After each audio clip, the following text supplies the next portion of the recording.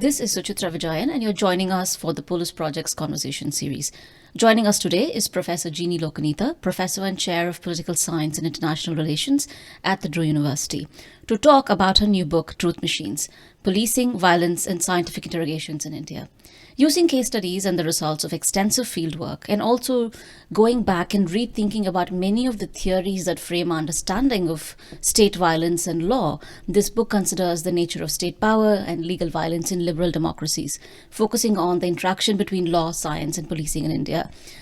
Professor Lokaneeta, thank you so much for joining us today. Thank you so much for having me.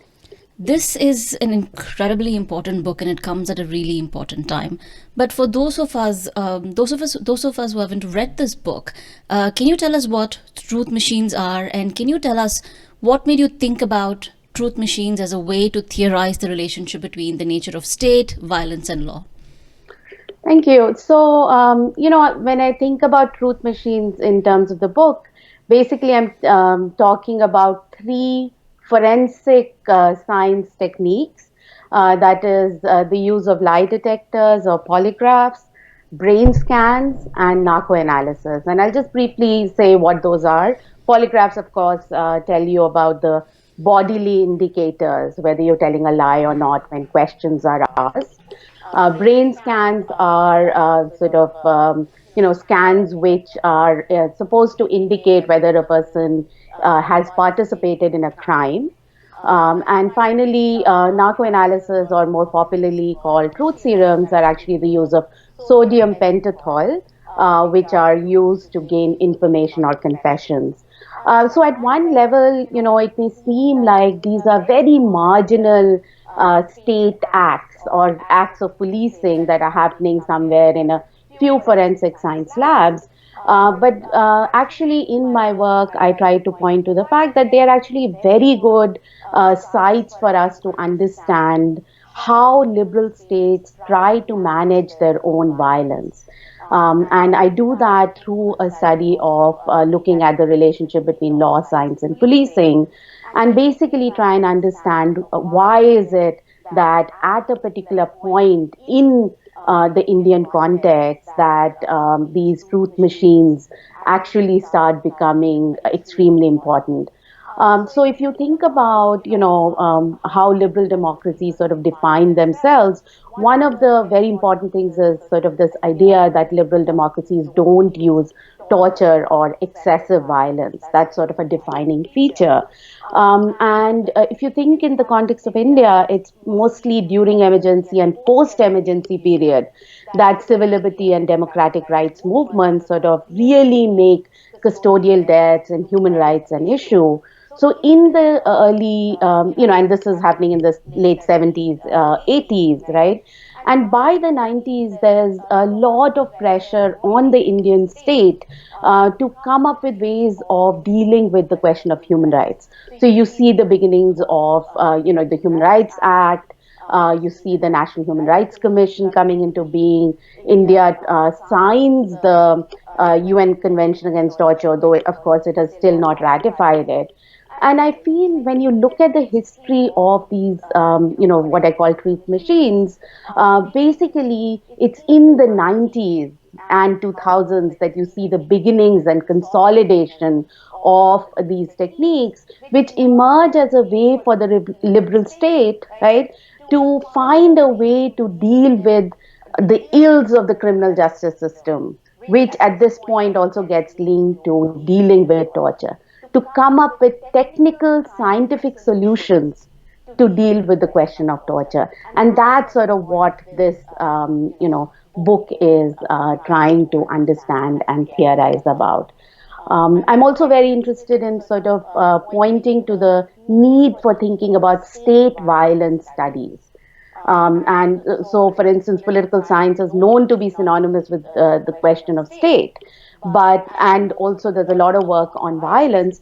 But this book sort of tries to make the point that one has to think about the relationship between state violence and legal power, right? Or state power and legal violence in a much more integral way. And I suggest that state violence studies is the way to actually do it. And one of the things that the book does is also you think about truth machines as contiguous to torture. Why is that? So, what is very interesting is that on one hand, the state claims that these truth machines come into being in the 90s, 2000s as a way to replace physical torture, right? That's sort of the claim made in high court cases. That's the claim made by the police initially, and the forensic psychologists as well, right? And to some extent, I think the police did sort of find these techniques sort of taking away the suspects from their custody to some other place, right? Through the forensic science labs where the forensic psychologists are sort of using some kind of science to use these techniques, right? To that extent, it feels initially that there's some kind of a shift. And basically, you also find that the forensic psychologists, many of whom I interviewed, and they really believe in these techniques. They actually think that these are therapeutic techniques in some ways. They try to dissociate themselves from the police always, and basically, you find that there is an attempt to argue that narco analysis or brain scans can only work if the person is not damaged mentally or physically, right? So it feels like, okay, maybe this is actually a shift. But what you end up seeing, or what my work actually suggests, is these machines end up being contiguous to torture because they end up, first of all, not really replacing physical torture in all instances, right? First, there's very little, very few labs that actually had the capability of doing these. Secondly, in terror related cases and in cases related to, for instance, Maoists, right? Torture and these truth machines actually existed simultaneously, as I talk about in my book. And also, you find that basically they just end up creating, in many routine cases, just another site of confession, right? Another way for the body to be subjected to state pressure through an expert, right, in another site, but basically using the same logic of forcing a body to confess, which I think tells us the ways in which it is not really a shift, but ends up being contiguous to the logic of torture. I just have one more follow up question. Sure. This idea of confessions. Yeah. Why is this idea of confession, no matter how it is acquired, whether it is through tortures, through extra rendition sites, whether it is those more methods like waterboarding, or through these truth machines, why is confession still such an integral part of thinking about innocence and guilt, law and violence? Why do you think that is? Why has that still persisted? I mean, I think that's a really central question that we still, don't focus on enough. And I think I keep in all my work coming back to this question of why is it that ultimately, confessions become the mode through which bodies are asked to sort of betray themselves, right? In some ways, and you can see that historically, in from the Greeks to the colonial times to like even to the present systems, that confessions become the mode through which bodies are asked to um, sort of both betray but also bear themselves, right? And I think the particular circumstances, right, often determine why is it that confessions become important. So I think one of the reasons why, in the Indian context, when we think about confessions, right, I think it also becomes an easy way both to assert power, right? So it's always confessions. Elaine Scarry has this wonderful book on sort of body in pain, where she's talking about how questions, right, become just the motive for torture. They're not the reason why you do torture or you ask for confessions. So, first of all, it does become one particular way of asserting power without actually acknowledging that you're just asserting power. The question becomes the motive or the excuse, as if you are trying to do something to get to a particular point, right? So I think that's one reason in all contexts you find, confessions becoming a very important thing. I think in the Indian context, it is also sort of why confession, you keep coming back to confessions in some form or the other, is also because it becomes a easy shortcut, right? Easy way out to, rather than creating forensic science resources, or some kind of actual investigative training or possibilities. There is a way in which confession at that moment, right, becomes an extremely simple way of trying to get some kind of answer, right? So, and for instance, when you look at the police, they are very candid about why they use torture, right? In some of the interviews that I did, and one of the things they say is, yes, it's true that there's no admissibility of evidence, but recovery as a form of evidence, right, or recovery as a form of allowing for an exception, right, in Indian Evidence Act, which is Section 27, actually allows for these confessions to have meaning, right, to have legal meaning.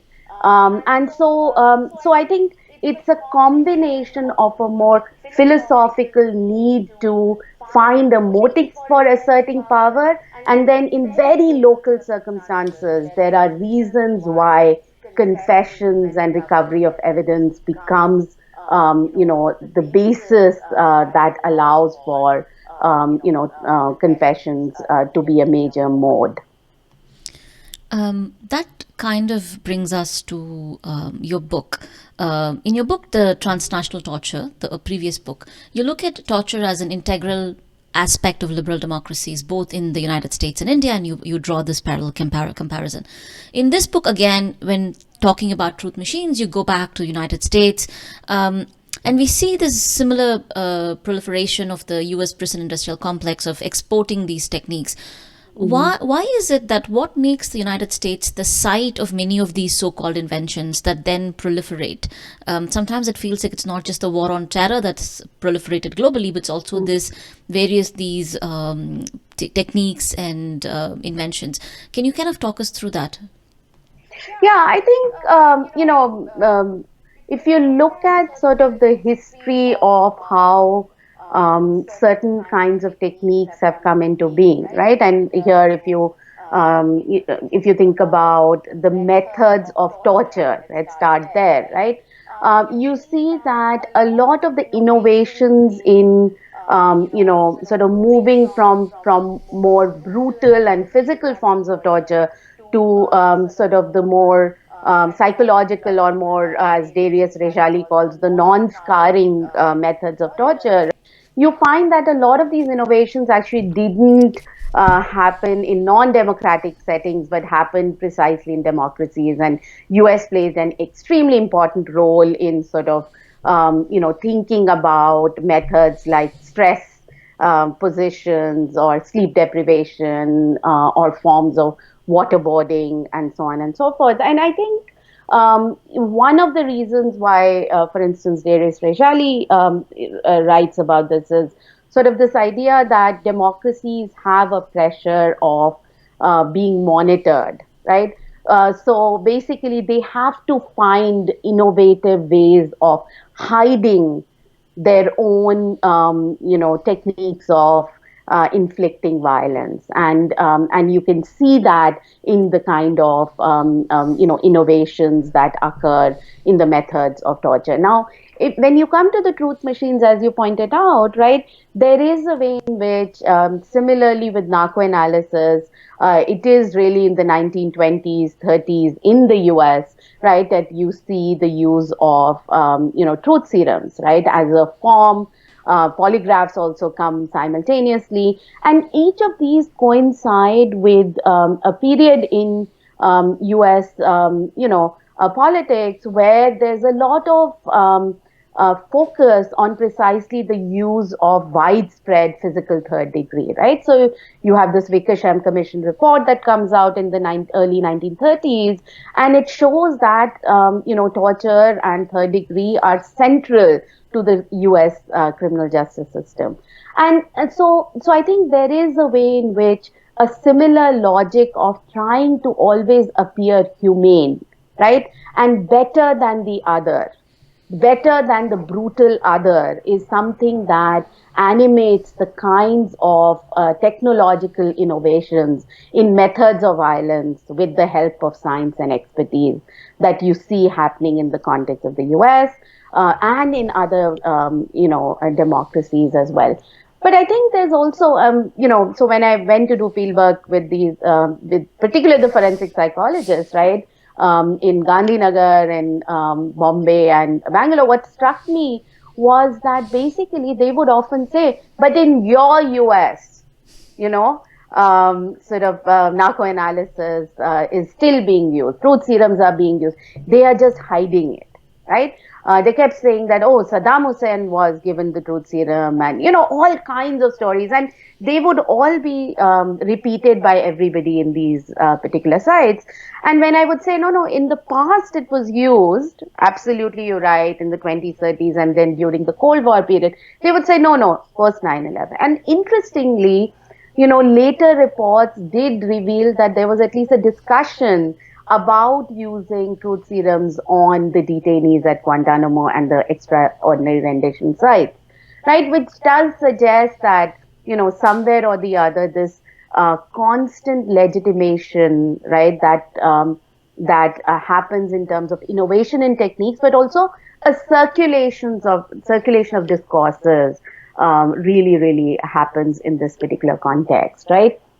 But I think one other thing that I would say that, in the Indian context, I think it's also this desire to appear, scientific, right, modern, is particularly strong in terms of a postcolonial state, right?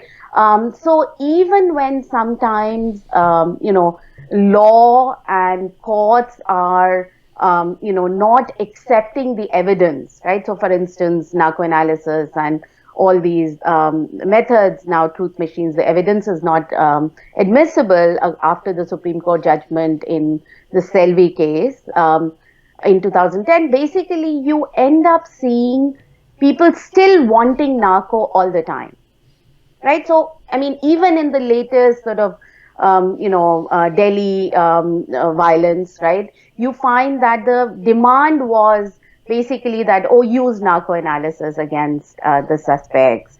And so this desire is a much more cultural construction, right? So for instance, even in the Arushi case, right, the reason why, where basically this, young girl was killed alongside with Hemraj, the domestic help, you find that even though in the actual case, narco analysis results are not applicable, right, or were not admissible, the popular campaigns through films and books and podcasts constantly focused on these truth machines, almost as if they have a life of their own, right? And so I think that cultural desire for sort of getting to a popular conception of truth from the bodies themselves is also a big part of the story, where sometimes the law and even the science doesn't matter, right? But it takes a life of its own in such a way that basically that's what you turn to. And that brings us to very precisely this point. And in the book, you talk about this peculiarly post-colonial predicament, which you've just spoken about. But you also write this in the book. You say that the courts, in actuality, the court is actually unable to challenge the conditions of torture again and again. Why is this? Why is it that liberal democracies, especially like India, given the overwhelming evidence of torture, and you write about this, and despite the need to come across as being benign and following law and order, why is this? Why are we not able to challenge these conditions of torture over and over again? I think that's a really important question, right? Something that we have to look extremely closely, right? I think because if you look at the jurisprudence around torture, right? So since the 1990s, right, you have very important, Indian Supreme Court cases where D.K. Basu talks about protections and safeguards on the police. There's Nilabati Behra case. So there is, and there's a huge literature of civil liberty and democratic rights reports that very systematically document custodial deaths in particular, right? There's the NHRC, National Human Rights Commission, sort of has to take note of every custodial death. So if and even there's an attempt to have an anti-torture bill, which is right now languishing. But at this, so at one level, when you look at sort of the jurisprudence, the legal safeguards, right? There is a fair amount that can be pointed to in terms of formal protections that could actually, be used or that is available as tools. And yet we see that custodial torture is extremely prevalent, right? It's normalized. If you think about the three sites in which torture usually happens in the context of India, right? It's in routine cases, right? So in theft cases, suddenly you'll have the use of torture routinely. In sort of terror or more terrorism related cases, or where there's an attempt to define somebody as an anti-national, right, and Maoist and those kinds of cases. And third, in conflict areas, right? So if in all these different instances torture is so routinized, you sort of wonder what is it that is enabling this, right? And I think sometimes it is about sort of the way in which the courts have actually not, right, addressed what are specific conditions that allow for torture to exist. And I talked a little bit about this idea that, on one hand, police are not allowed to record confessions, right? They have to be in front of magistrates. But at the same time, you have this one exception which allows for admissibility of recovered materials, right? And the police would tell me, why have this exception? The judges know, right, that the moment you have this recovery possibility, most of the stuff that we are recovering, and they would say that conviction rates are so low that basically states are competing for how much recovery they have done each year, right? States are boasting about their ability to recover more materials, and it's clear that this exception actually enables the possibility of torture. And yet, this sort of exception has continued to be the case, right? Similarly, when you think about extraordinary laws, right, you think about the Unlawful Activities Prevention Act, or sort of the earlier the POTA and TADA, which are the anti-terror laws, right? A lot of the times, the ordinary safeguards, right, which is about recording of confessions, in some instances by the police, or whether bail is possible or not, which actually then means that you are in almost like indefinite detention, right? These kind of conditions enable torture. So you cannot actually say that, oh, there's a strong jurisprudence against torture, but then not look at the extraordinary laws and how widely the extraordinary laws are being used, right? Or if you think about conflict areas where things like Armed Forces Special Powers Act and they all enable regimes of impunity, right? So here you have sort of this very strong idea of a routine safeguards, where again you have these exceptions, and then you have these extraordinary laws which are also functioning and allowed to enable torture and indefinite detention. So I think unless these conditions are actually addressed, you actually do not see the courts playing a major role. And I'll just mention one other thing, which is much of the safeguards are dependent on magistrates and the medical professionals, right? You're supposed to have medical professionals check for signs of torture. You are supposed to have magistrates ask whether these confessions are voluntary or not, and whether you were tortured or not.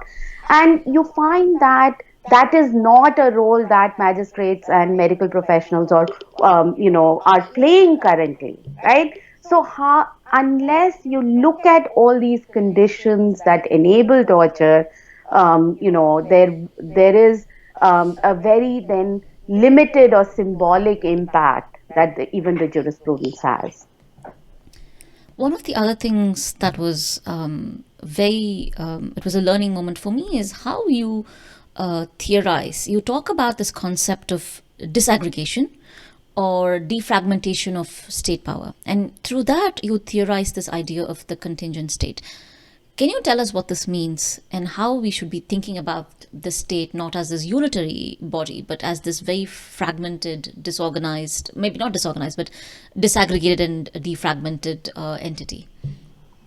Thank you. So I think there is a way in which I'm trying to look at the question of state in relation to some of the ways we've been traditionally thinking about the state, right? So, as I said, in the discipline that I'm from, right, political science, but even more generally, state is a concept that has been talked about a lot.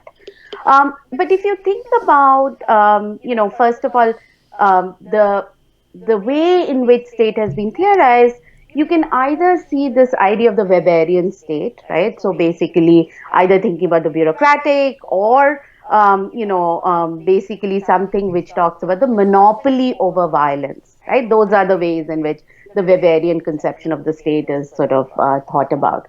On the other hand, there's this idea that is much more sort of coming from, the work of Giorgio Agamben and others, right? Sort of thinking about the state as an exception, right? So where the sovereign power is sort of taking over bare life, and you see sort of a lot of work that points to that. And when we think about the post-colonial context, a lot of scholars then end up sort of extending that, understanding of basically the post-colonial state merely continuing the way in which colonial state had worked, right? It extended its laws, it extended the way in which people are treated, the police acts, and so on and so forth. So, but part of what happens in both these theorizing is that you end up thinking about the state in a very monolithic manner, right? And you end up not looking at the way in which states actually spend a lot of strategizing, right? Or and at times completely disaggregating the way in which they deal with the question of violence, right? And let me explain what I mean by that. And here, of course, I'm very much influenced by, the work that anthropologists have done on sort of the ethnography of the everyday practices of the state, right? People like Akhil Gupta or Meena Das or Nainika Mathur more recently, sort of thinking about, how is it that the state manages its own violence in an everyday context, right? What is the discursive framing that is used in order to basically point to how a post-colonial state needs to show that it's constantly modernizing its forms of state action, right? Using science and technology and expertise, that becomes extremely important in this narrative as well, right? You also see the need to rely on other kinds of state actors, right? So basically, think about not just the police, but also semi-state actors like medical professionals or basically forensic psychologists and magistrates, right? So there is a way in which you have to look at how these actors are playing in a role in creating what I've called a scaffold of a rule of law, right? You have to sort of always show that you're following the rule of law. Again, that requires a lot of looking at, different centers at which the state actors or state actions are constantly reconstituted.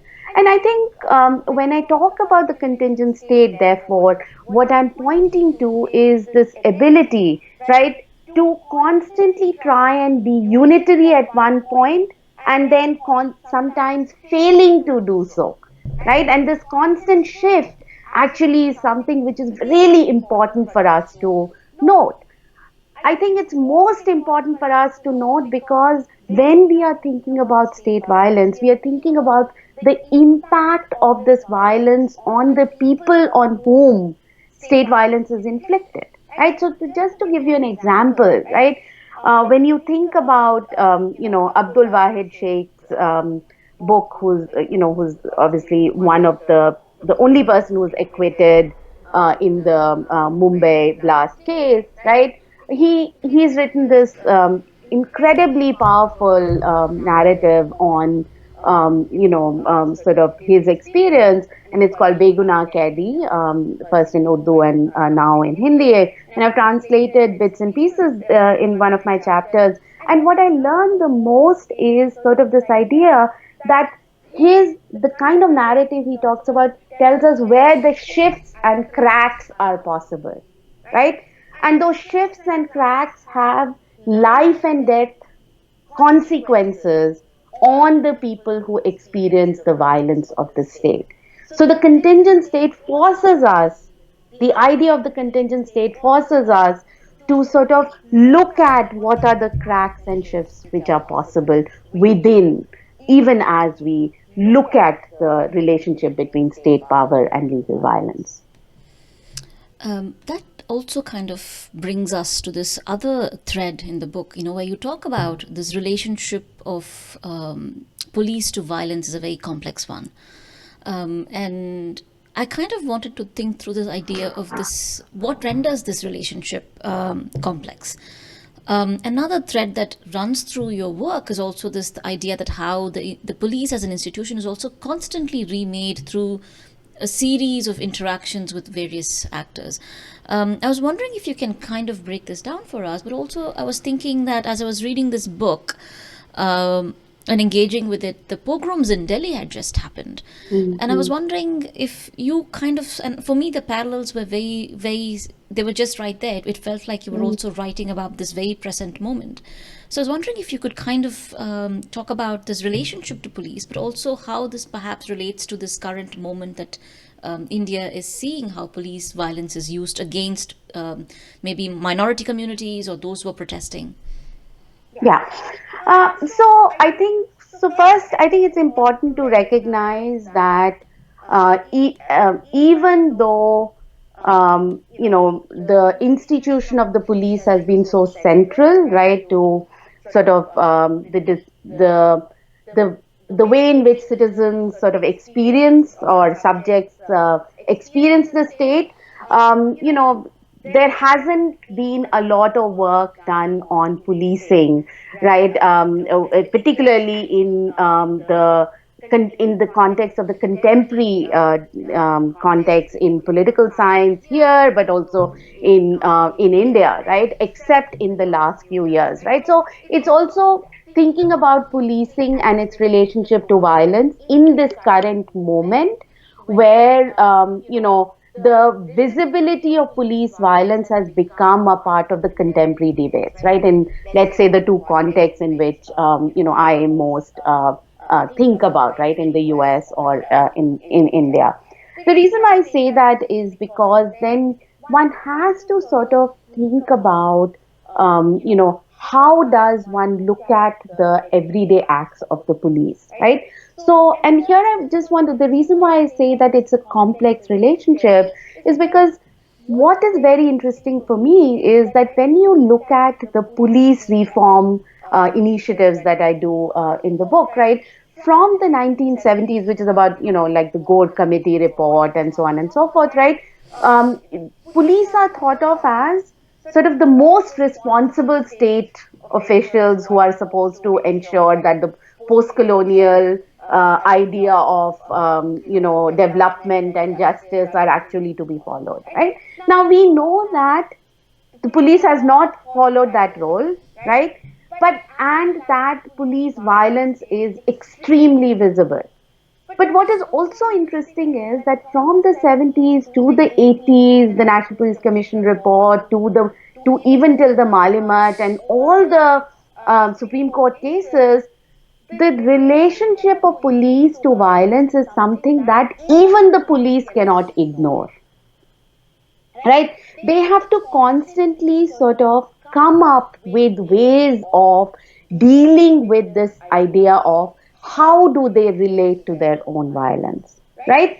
And I think that is an indicator of this extremely complex relationships that police have with trying to explain their own violence. Now, let me just go back a little bit to the to the truth machines first, and then sort of think about what is happening in the contemporary moment and how do we sort of make sense of it.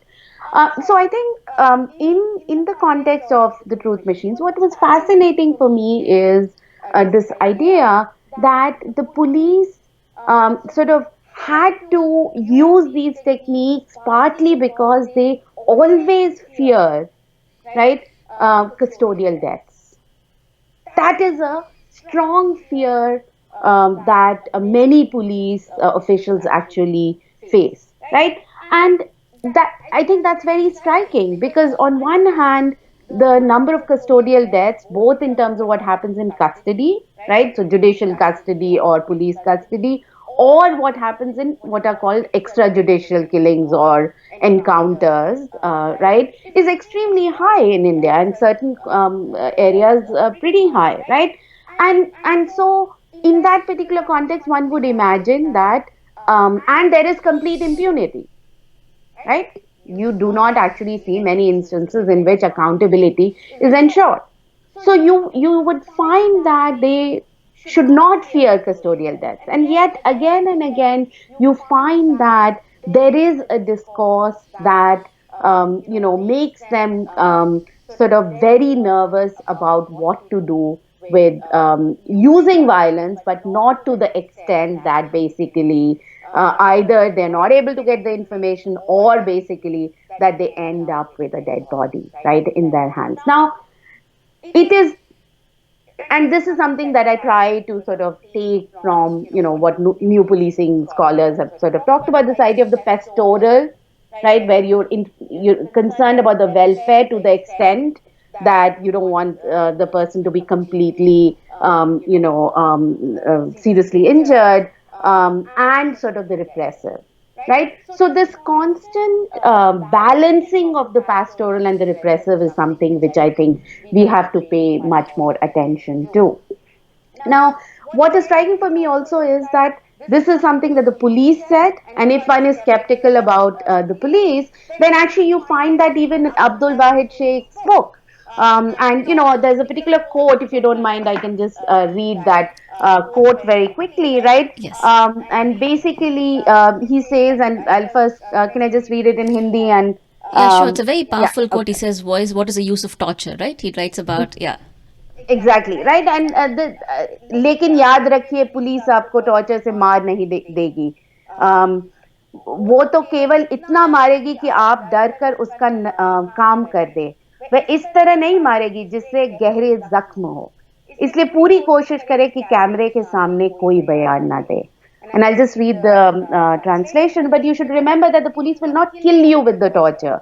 They will beat you only to the extent that you agree to do their work. The police won't beat you in such a way that there are physical wounds. So try your best not to give a statement in front of the camera. Now, the reason why I think it's really, really important is because it just shows you, right, that even when you're in the custody of the police, right, there is a way in which this relationship that they have with violence is something that is constantly being negotiated. And that's something, is something that is extremely important for us to know, to think about sort of the cracks that are actually present. To come to sort of this question of police, protests or policing of protests, I think, in some ways, um, one of the most difficult contexts, right, when we are thinking about violence, is that it is always, the extent of the violence is always linked to the particular fault lines that exist in a society, right? So what is striking is that, you know in each context, right, that we are talking about policing and violence, it is always linked to how societal hierarchies are present in that particular context, right? So when we are thinking about the US, it is African American men and women, immigrants, right, who see the brunt of the police violence, right? When we are talking about India, it is predominantly, basically, the sections which are the most marginalized, including minorities, right, particularly Muslims, and you think about Dalits, you think about sort of Adivasis, you think about transgender, right, and basically, they sort of face the brunt of police violence, even though it may not actually just be restricted to them in some instances, right?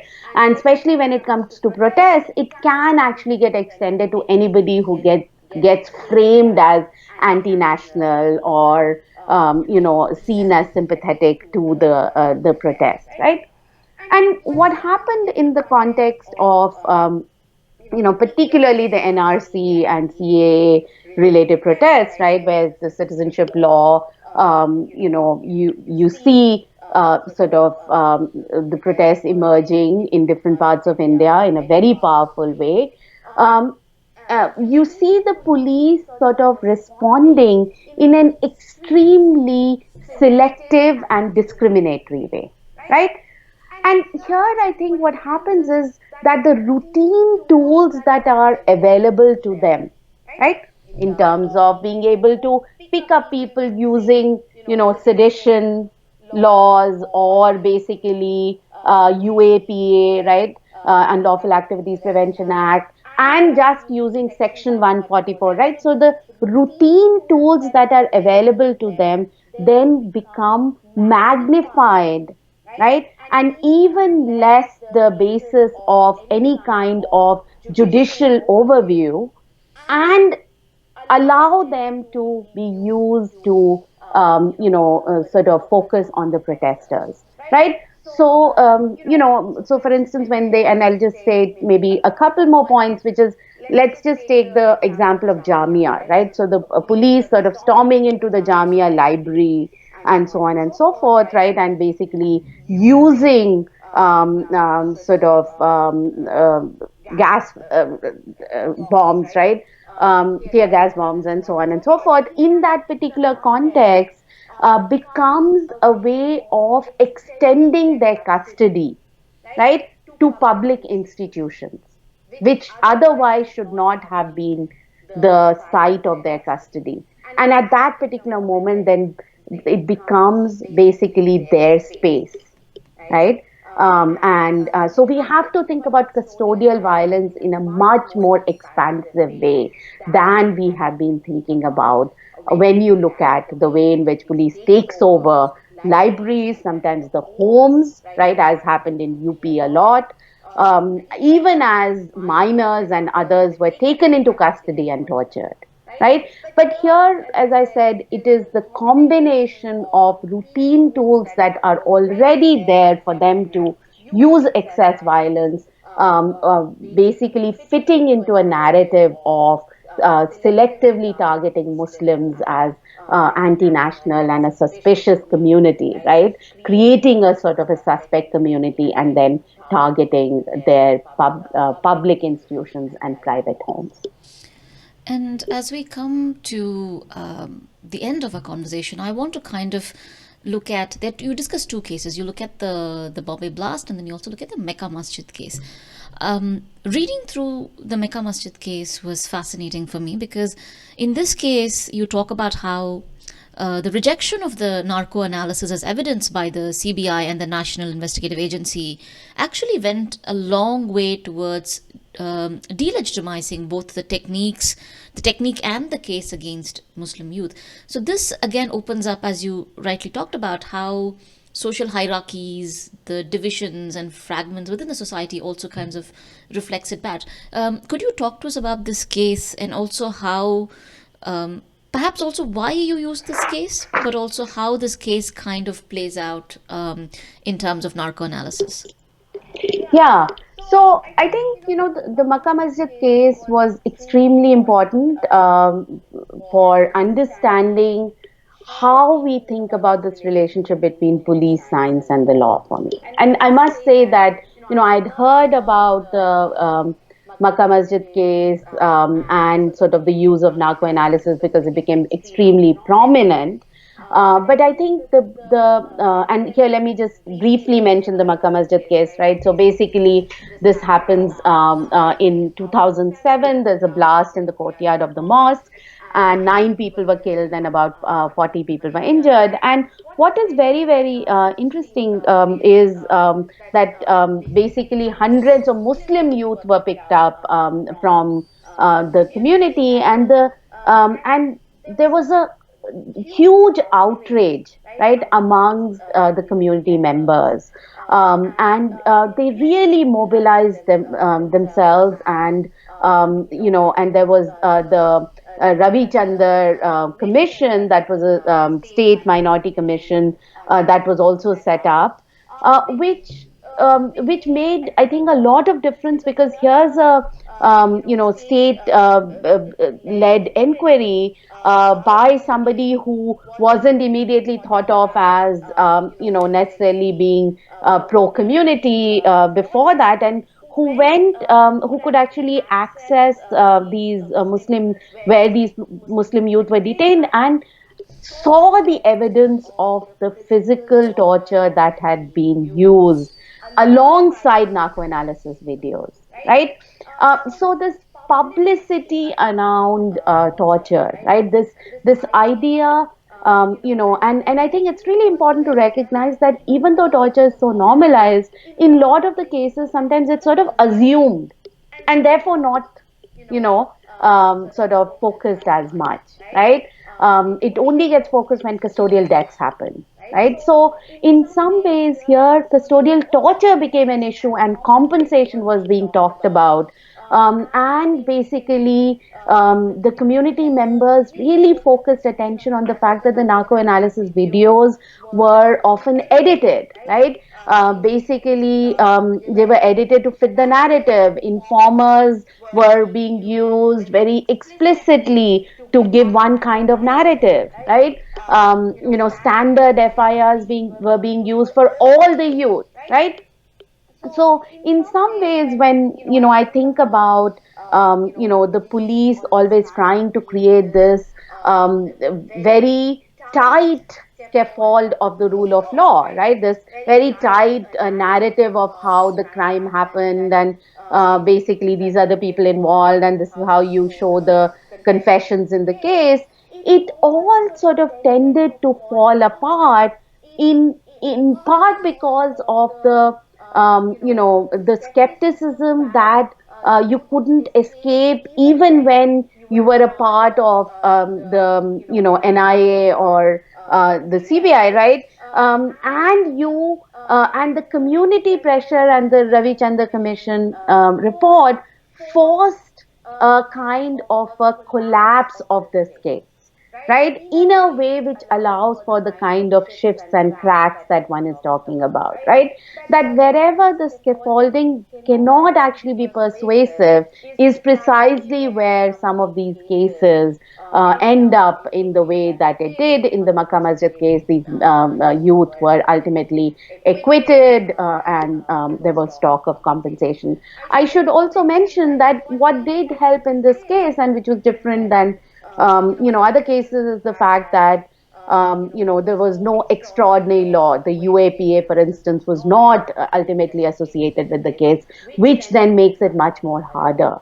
So I think the reason why I focus on this and sort of the narratives of Abdul Wahid Sheikh and others is precisely for us to look at the way in which these different state actors sort of create these kinds of scaffolding, these apparatuses, and where are some of the cracks, where are some of the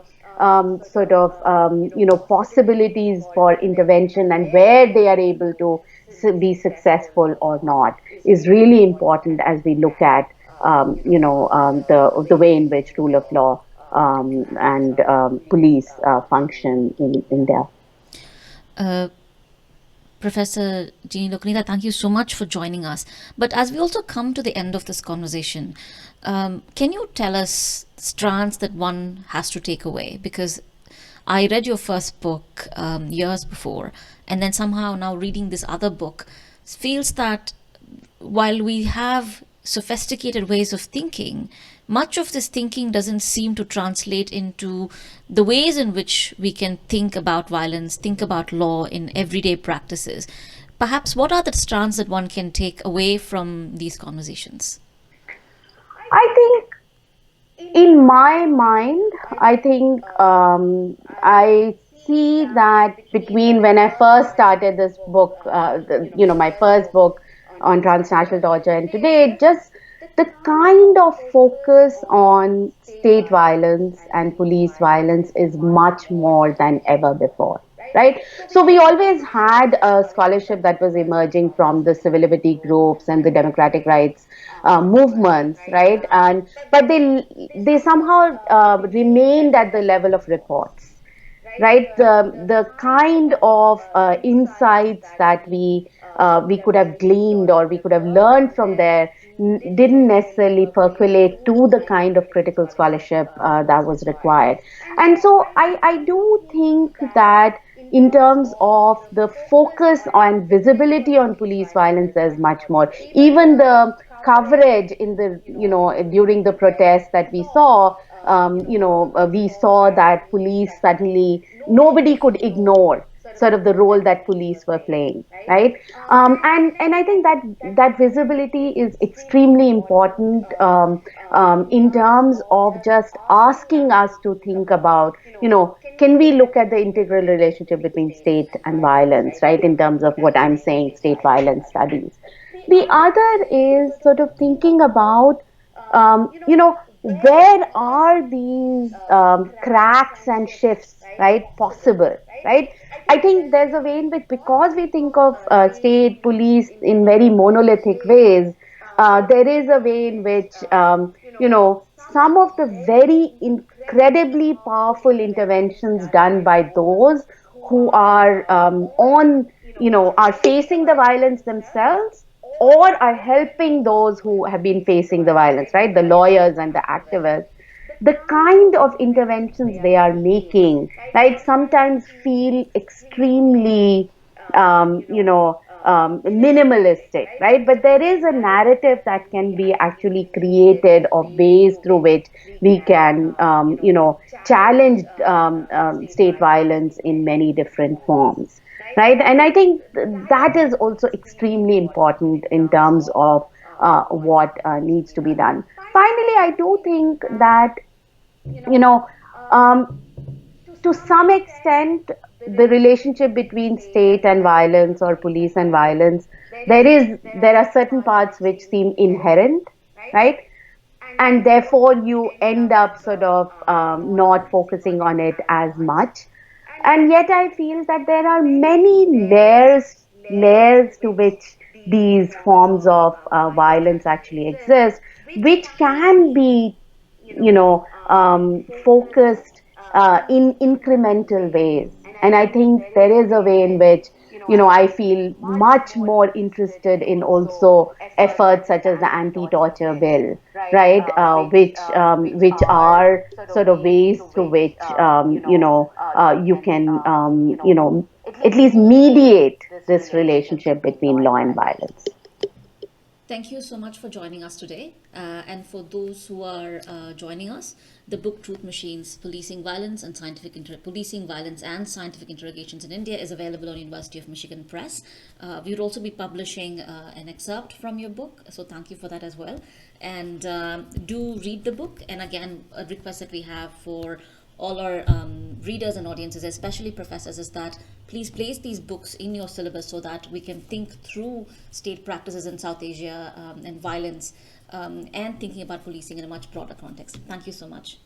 Thank you so much, Suchitra. It was a pleasure to talk to you. Thank you.